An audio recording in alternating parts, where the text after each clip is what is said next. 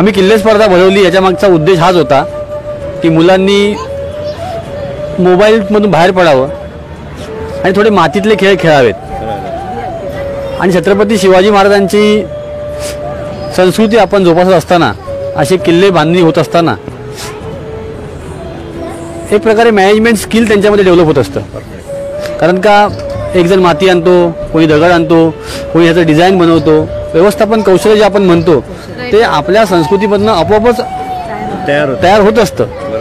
आणि त्याच त्यांच्यातल्या गुणाला एक आम्ही वाव देण्यासाठी आम्ही मनसेतर्फे ह्या स्पर्धेचं आयोजन केलेलं आहे. संपूर्ण ठाणे शहरातून 550पेक्षा जास्त मुलांनी यामध्ये भाग घेतला आहे.